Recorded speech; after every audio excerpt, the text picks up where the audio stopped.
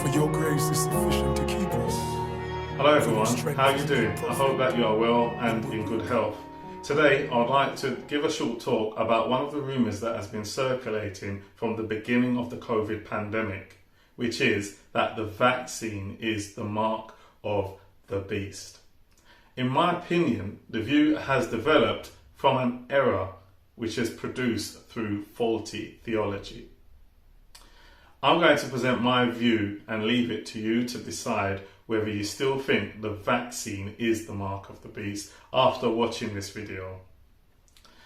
Don't forget, if you like the video, please share the Ecclesia YouTube channel. Now I want you to be aware that there are some Christian interpretations that already exist which indicate that the mark of the beast was already implemented under the emperor called Nero. This is a preterist type of view. They believe that Nero equates to the number 666 using gematria, which is the link between numerical numbers and their equivalent letter in the Hebrew and Greek alphabets. So theories and rumours about the mark of the beast are not new, and they often appear when there is a major panic amongst the religious minded and those who are preoccupied with last day events. I'm going to read the scriptures which refer to the mark of the beast, and it's found in Revelation 13 verses 11 through to 16. In verse 11 it says, "Then I saw another beast rising out of the earth. It had two horns like a lamb, and it spoke like a dragon. It exercised all authority of the first beast in its presence, and makes the earth and its inhabitants worship the first beast, whose mortal wound was healed. It performs great signs, even making fire come down from heaven on earth in front of people.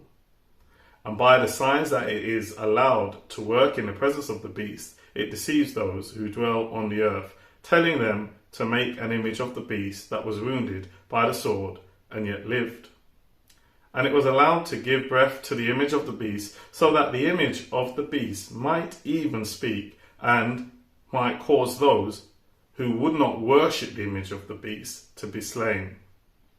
Also, it causes all, both small and great, both rich and poor, both free and slave, to be marked on the right hand or the forehead, so that no one can buy or sell unless he has the mark, that is, the name of the beast, or the number of its name. This calls for wisdom. Let the one who has understanding calculate the number of the beast, for it is the number of man, and his number is 666. The Greek word for mark, charigma, means a stamp basically.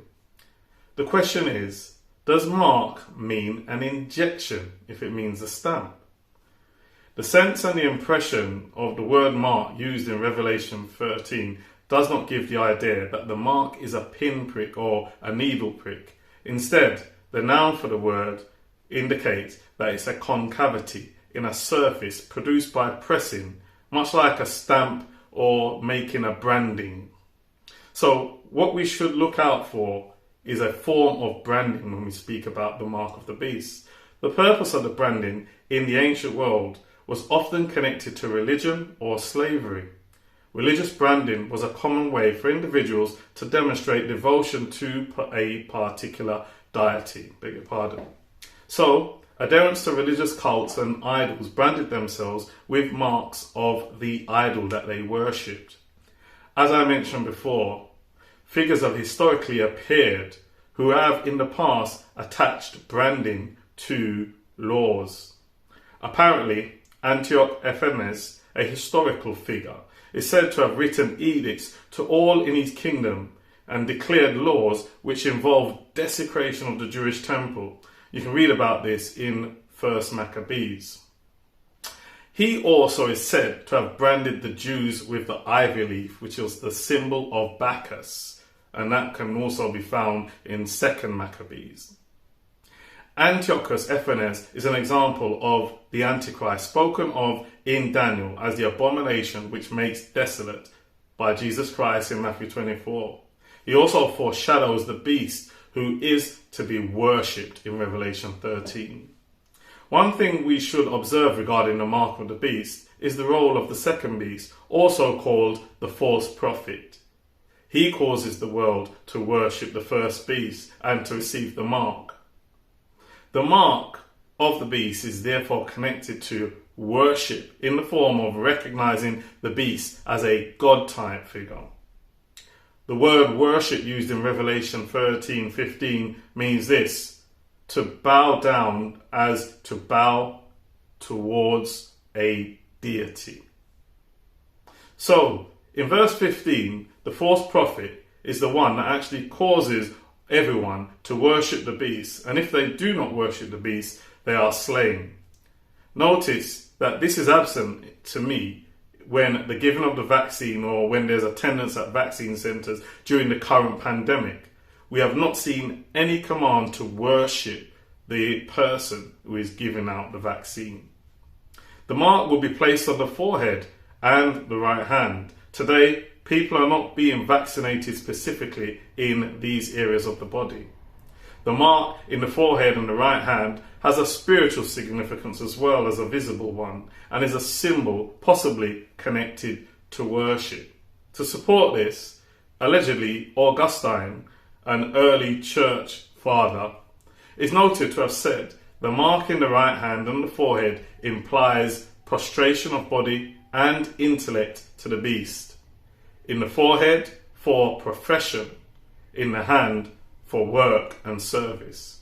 My view is that the forehead is often referred to in Revelation on a number of occasions as the place where the servants of God are sealed.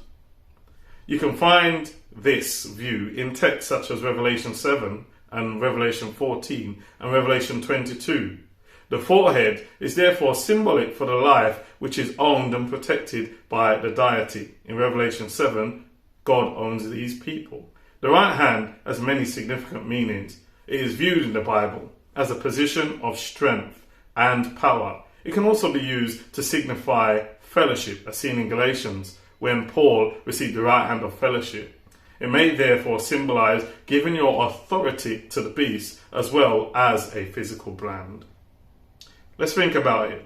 In light of the information provided, can we say that the COVID vaccine is the mark of the beast when considering the factors mentioned and the events described in Revelation 13?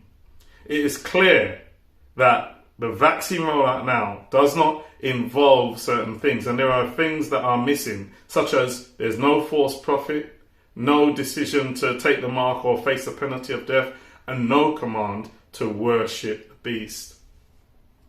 I hope that you enjoyed this video, and if you do, please share, like, and also subscribe. Thank you very much for your time, and I hope that the information that we've provided, or I've provided about the beast, will help you to actually reach a decision as to what time it is.